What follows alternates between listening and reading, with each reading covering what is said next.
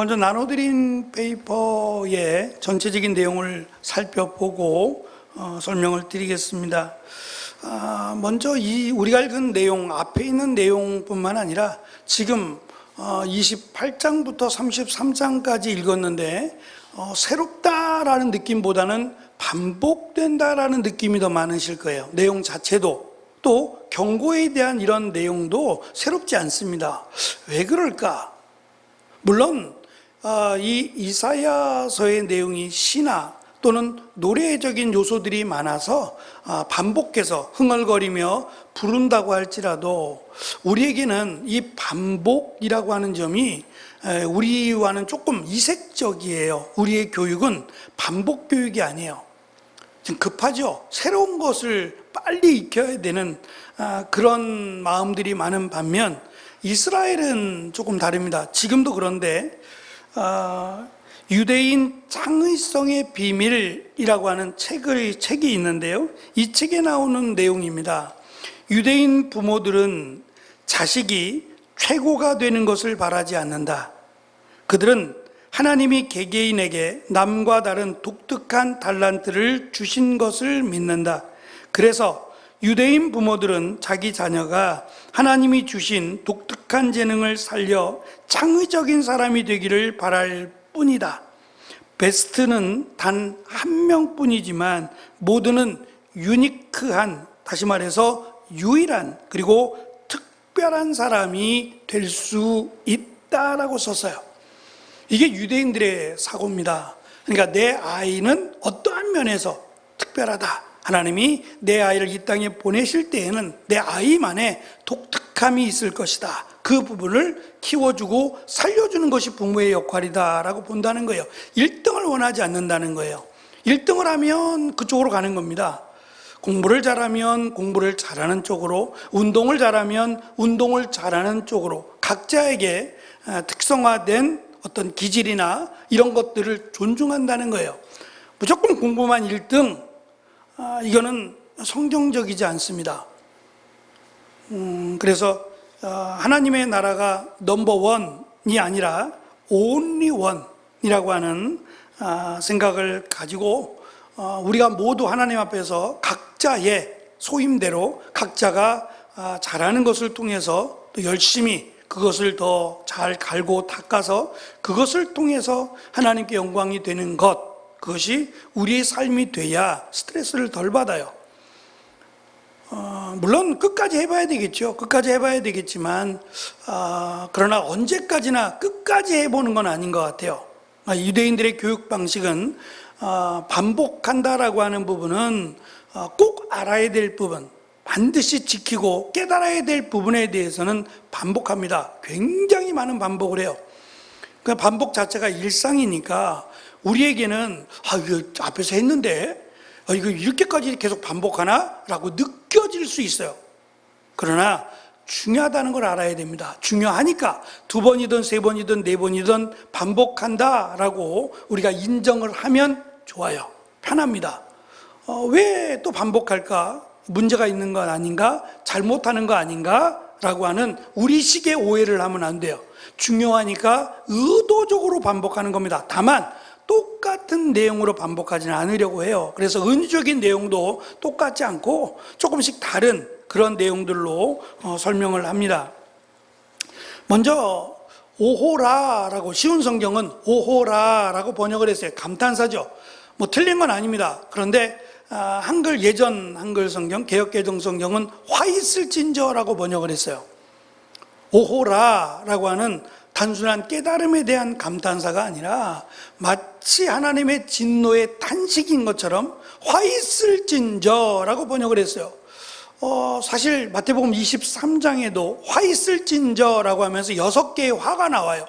숫자도 6이고 6개의 화에 대한 내용이 나오는데 이것은 그리스어, 헬라어로 화 있을진저고 지금 우리가 읽은 말씀은 히브리어로 화 있을진저라고 하는 말씀이 공통적으로 등장을 해요. 그래서 28장부터 33장, 32장을 뺀 33장까지는 반복되는 오호라 또는 화 있을진저라고 하는 경고의 강한 말씀이 연결이 되어 있어서 우리가 33장까지 함께 읽었습니다. 내용의 배경은 네 번째 줄에 있습니다. 히스기야 시대, 유다 왕 히스기야 시대에 유다가 아수르를 대항하기 위해서 이집트와 동맹을 맺으려고 합니다. 하나님의 뜻이 아니에요. 이것에 대해서 하나님이 예언자를 통해, 선지자를 통해 강력하게 비판하는 내용도 포함이 되어 있어요. 그래서 34장부터는 39장까지 히스기야 왕에 대한 내용이 또 등장합니다. 내용은 외세, 다른 나라의 힘을 의존하거나 영적인 교만, 이 교만이라는 부분을 제가 지난 시간에 말씀을 드렸어요. 스스로를 높이려 한다는 게 아니라 그랬어요. 그것도 교만이지만 성경에서 말하는 교만은 하나님의 말씀을 무시하는 겁니다. 오늘 말씀에도 선지자의 말을 우습게 여기고 말하지 말라, 하나님의 말씀을 전하지 말라라고 말하죠. 결국 이것이 하나님의 심판을 가져오게 한다는 거예요. 하나님의 말씀을 들어야 되는데 듣기보다는 싫으니까 거절하는 겁니다. 이것을 교만이라고 말합니다.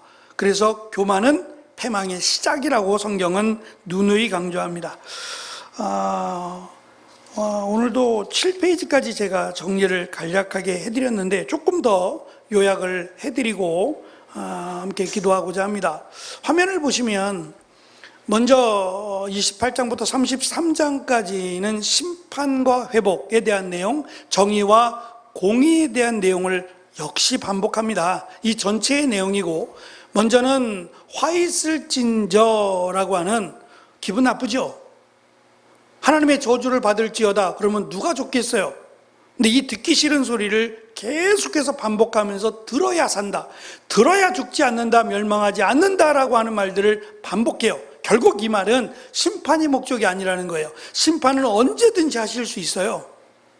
하나님이 심판할 힘이 없어서 심판의 때를 늦추는 게 아니라 회개할 기회를 주시고 하나님의 말씀을 들으라고 하는 은혜가 더 큽니다. 아직까지 예수님이 안 오시는 것도 구원의 때라고 말씀하셨어요. 그래서 하나님께서는 한 사람이라도 더 구원하시기 원하시는 하나님의 은혜와 사랑을 계속해서 말씀하고 있습니다. 28장부터 33장은 독립적인 예언의 단위라고 볼 수 있고, 28, 29, 30, 31, 33장은 말씀드린 화로다라고 하는 단어, 호이라는 단어인데 이 단어로 시작을 합니다. 배경은 히스기야 왕 시대고요. 핵심 메시지를 보면 외세를 의존하거나 영적 교만에 대해서 하나님이 심판하신다라고 하는 강력한 메시지와, 궁극적으로는 하나님의 정의와 공의를 회복하라는 거예요. 결국 하나님이 원하시는 이 땅의 나라, 하나님의 나라에 들어서기까지의 이 땅의 나라는 공의와 정의입니다. 이것이 회복되어야 한다라는 것을 강조하고 있습니다. 두 번째, 28장의 내용입니다. 술 취함으로 설명을 해요. 이게 이제 모티브라고 제가 설명을 드렸는데, 술 취한다라고 하는 기준이 애매할 수 있어요. 그런데 여기서 말하는 술 취함이라고 하는 것은 말 그대로 자신을 잃어버리는 거예요. 내 의지로 무언가를 할 수 없는 상태를 취함이라고 여겨요. 보통 술을 많이 마시는 사람도 안 취했다 그래요. 음주 측정을 하게 되면 음주운전한 사람들 대부분 똑같은 얘기 하세요. 나 안 취했다고. 안 취했다 그래요. 누구 기준이에요? 분명히 측정을 하면 측정기에서는 음주예요. 알코올 도수가 면허 정지 수준이 돼도 안 취했다 그래요. 이건 자기 생각이고 취한 겁니다. 운전을 해서는 안 되는 정도입니다. 근데 이것이 교만이라는 거예요. 취한 걸 몰라요. 내가 죄악의 일을 걷고 있는 걸 모르고 내가 하나님과 무관하게 살아가는 걸 모르는 것을 교만이라고 말합니다. 지금 에브라임이라고 하는 것은 사마리아를 상징하는 언어예요. 이 에브라임이 교만하다라고 하는 것은 하나님의 말씀을 듣지 않고 오히려 술 취한 자와 같이 살아간다는 겁니다. 그래서 쇠잔에 가는 꽃으로 설명을 하고, 밑에 1페이지 밑에 보시면 세 가지 표현으로 설명이 돼요. 에브라임의 술 취한 자들의 교만한 면류관, 영화로운 아름다움과 함께 쇠잔에 가는 꽃, 술에 빠진 이들이 기름진 골짜기 꼭대기에 서 있는, 너무너무 위험하죠. 이러한 상황을 은유적으로 설명을 합니다. 이어지는 내용은 이제 유다로 넘어가 유다의 타락입니다. 제사장 그리고 예언자까지, 선지자까지 또는 제사장까지 술에 취해 말씀을 그릇 풀어간다는 거예요. 자기 입맛에 맞게끔 말씀을 풀어간다라고 하는 점이 문제돼요. 특별히 사도 바울도 그런 말을 해요. 말씀을 잘 가르치는 것이 자신의 사역이고 역할이기도 하지만 또 한편으로는 이 가르치는 것에 대해서 제대로 가르치지 않으면, 바르게 가르치지 않으면 그 가르침이 독이 된다는 거예요. 저는 이 부분 안에는 이 가르침을 통해서 이익을 얻고자 하는 게 있을 거예요. 왜 이렇게 가르치느냐? 자신에게 이익을 얻고자 이렇게 가르치는 게 아닐까요? 결국 이런 이기심 또는 유혹에 대한, 이 물질에 대한 유혹으로 인해서 하나님 말씀을 바꾸는 겁니다. 자기가 원하는 대로 편한 대로 말씀을 바꿔버리는 것, 저는 이것이 타락이라고 지금 강조하고 있습니다. 그 결과 이사야에게 토삼을 토한 것 같다, 상위에 토한 것들이 가득한 것과 같다라고 하는 표현을 말씀하십니다. 이어지는 10절부터 13절의 내용을 보면 이사야를 어린아이 취급하고 하나님이 더듬는 입술이라고 설명을 해요. 그러니까 더듬는 입술이라는 것은 말을 잘 못한다는 이야기이기도 하고, 또 한편으로는 하나님이 그들이 알아듣지 못하는 말로 말씀하신다는 거예요. 왜요? 깨닫지 못하도록요. 의도적으로 그들이 알아듣지 못하는 말로 하나님이 말씀하신다. 그러면 하나님과의 관계가 끊어졌다는 겁니다. 저들이 원하는 대로 됐어요. 하나님이 우리를 우리가 흔히 하는 나쁜 말로 참견하지 않았으면 좋겠다, 이런 표현을 쓰고 있어요. 그래서 그래, 너희들이 원하는 대로 그럼 너와 나의 관계가 끊어지자라고 말을 하고 있다는 겁니다. 그게 심판이에요. 28장에 이어지는 14절부터 22절의 내용은 유다의 오만과 하나님의 기준에 대한 설명입니다. 거짓된 피난처, 그들은 말하기를 그들이 세운 성 또는 담, 이것들이 우리를 지켜줄 것이라고 생각해요. 그래 왔거든요. 그러나 하나님이 그들을 한 번만 손짓하면 그것이 들나귀들이 뛰노는, 양들이 그것이 허물어지고 결국은 풀이 자라서 양들이 풀을 먹는 곳으로 변할 것이다 라고 말씀합니다. 기초석이라고 저는 번역을 했는데 오늘 말씀해 보면 다양하게 번역을 해놨어요. 28장 뒤쪽에 보시면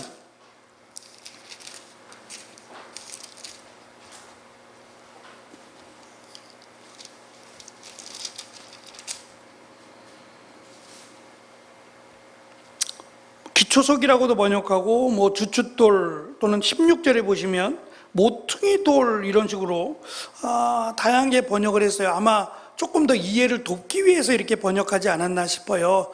어떠한 의미로 이 말씀을 했는지는 정확하게 모르겠어요.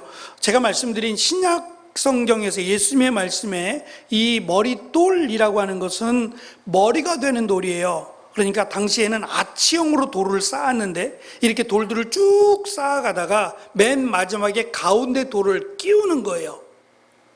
지금처럼 세멘트를 발라가지고 하나씩 붙여나가지 않았어요. 그리고 못을 박거나 하지 않고 그냥 돌들을 끼워 나가는 거예요. 그렇게 구성을 해서 이쪽부터, 벽에서부터 돌들을 하나씩 끼워 나가서 가운데 제일 큰 돌, 균형을 맞춰서 아치형으로 만드는 건데 이 가운데 돌을 딱 끼우는 거예요.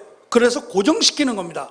그러면 이걸 머릿돌이라고 불렀는데 이 가운데에 해당되는 머릿돌이 빠지면 그냥 허물어져요.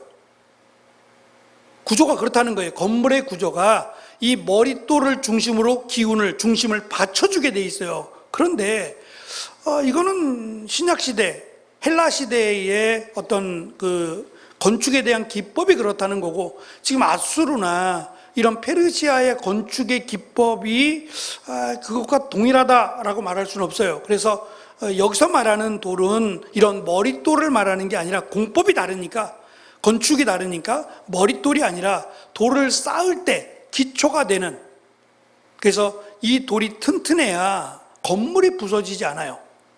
돌 위에 돌을 쌓는 거기 때문에 돌이 뭐 부서지거나 그러면 다 흐트러져 버리죠. 집이 무너지거나 건물이 무너지게 되죠. 그래서 가장 무겁고 튼튼한 돌을 기초석으로 마련해 두게 되는데, 아마 그 돌로 지금 말씀합니다. 하나님의 말씀이 기초석이라는 거예요. 하나님의 말씀이 흔들리면 무너지거나 멸망의 길로 간다라는 것을 은유적으로 설명하면서 공의와 정의에 대한 부분을, 당시 그 시장에 가면 뭐 지금은 볼 수 없어요. 다 전자저울로 바뀌었으니까. 그러나 우리 전에만 가도 되가 다르잖아요.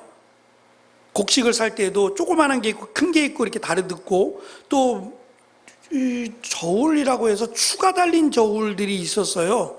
그래서 이 저울로 무게를 달아서 우리도 썼던 기억이 있죠. 근데 이게 이제 거짓으로 만들었어요.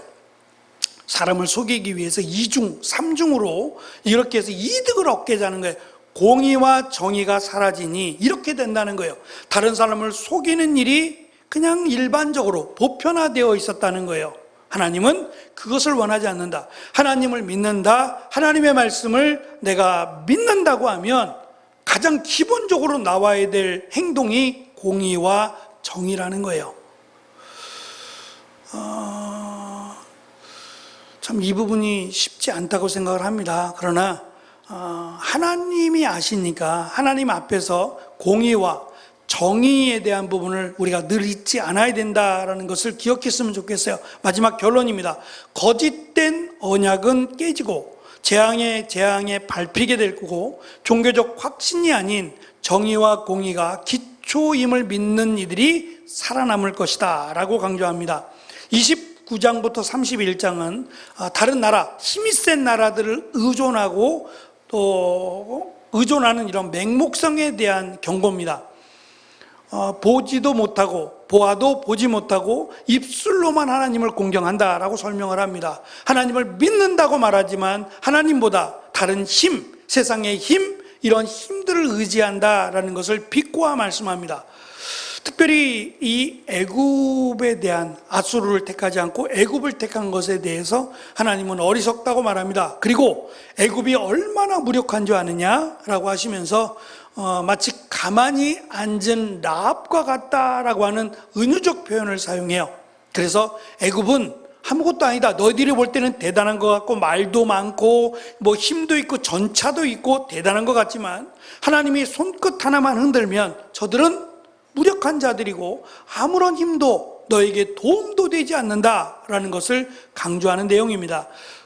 진정한 도움은 오직 여호와 하나님 뿐이고, 심판 후에 보지 못하던 이들이 보이게 될 것이다 라고 약속을 합니다.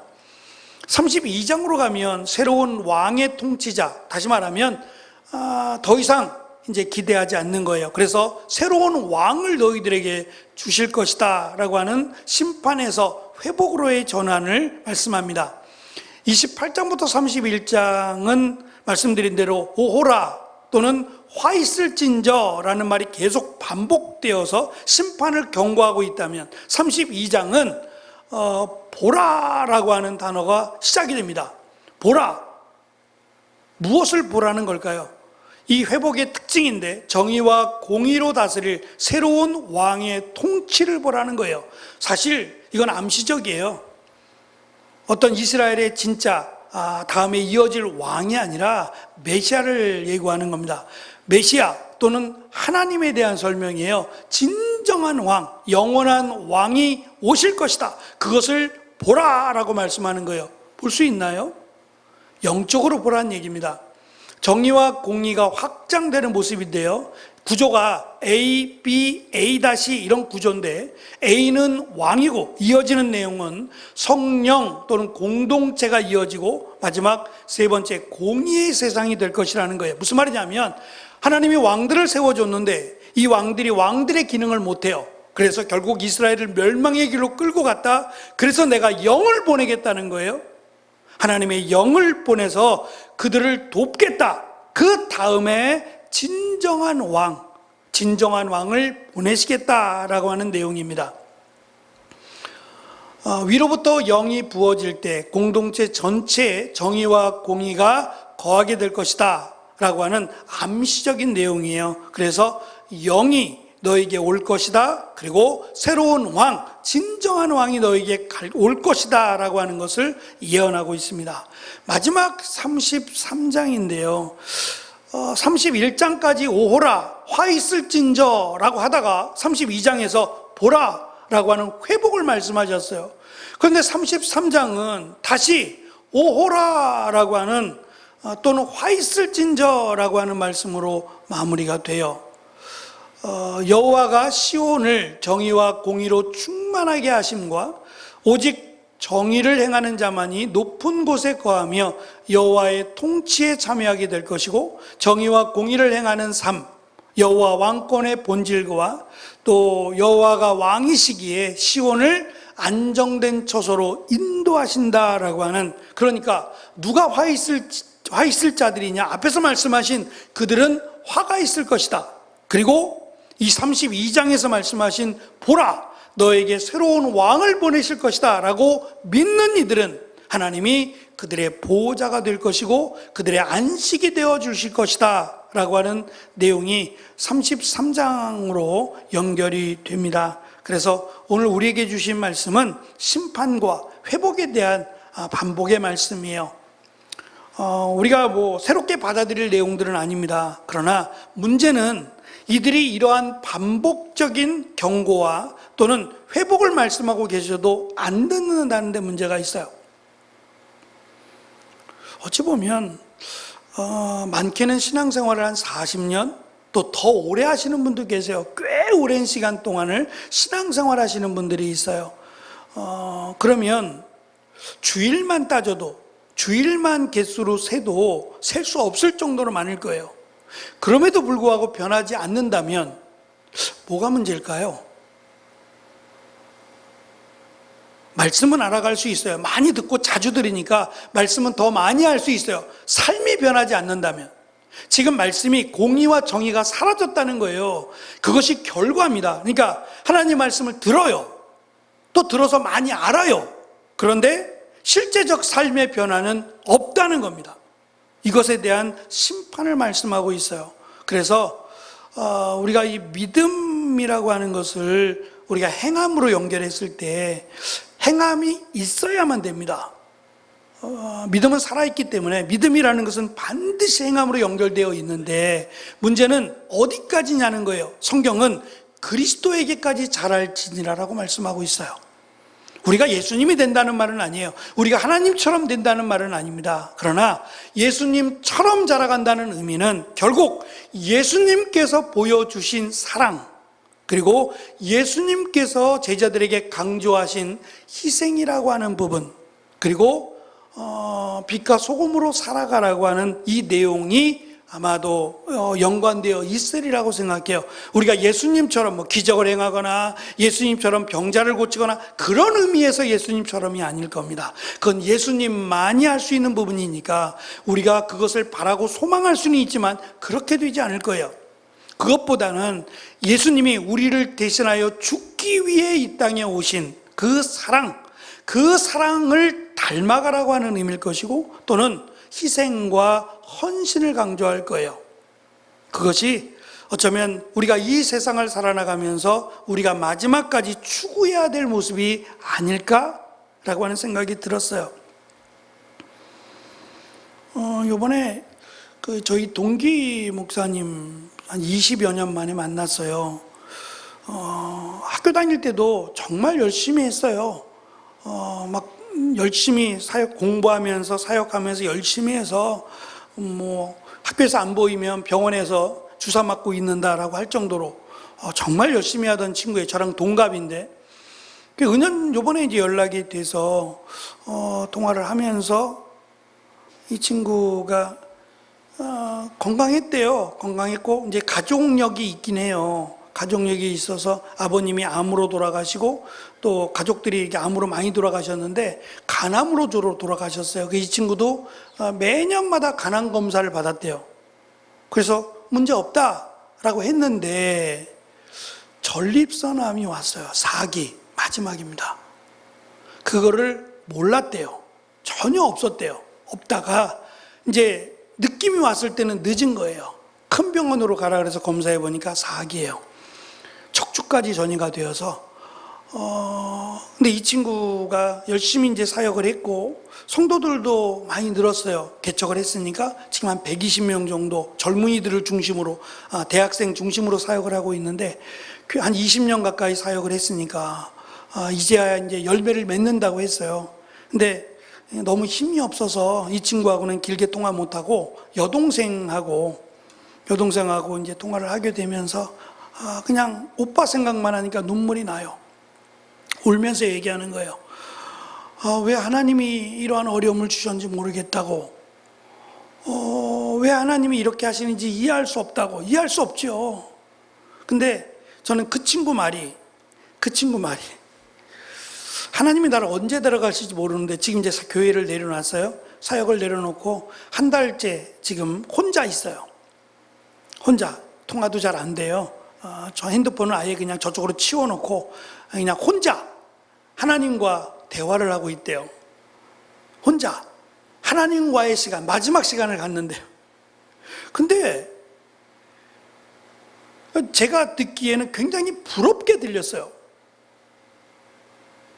굉장히 즐거워 보였다고요.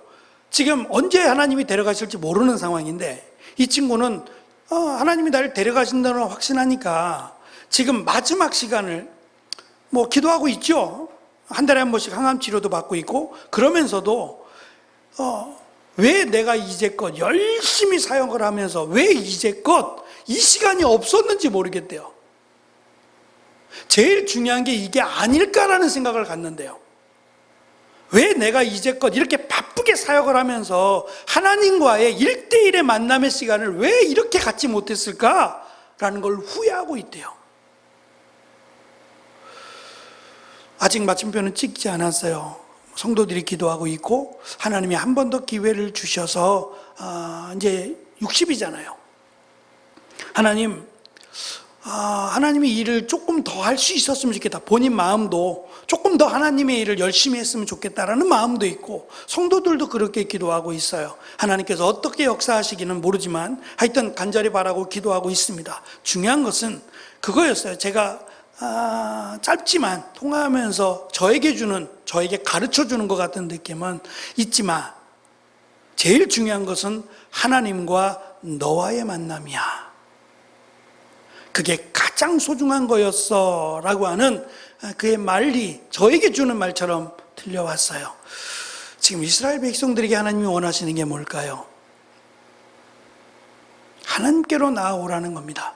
하나님께로 나아와 하나님의 은혜를 구하라는 거예요. 회개하고 잘못을 회개하면 하나님이 용서해 주겠다는 거예요. 너희 하나님이 되어 주겠다는 것이고 너희들을 다시 인도해 주겠다고 하는 약속이 계속 포함되어 있어요.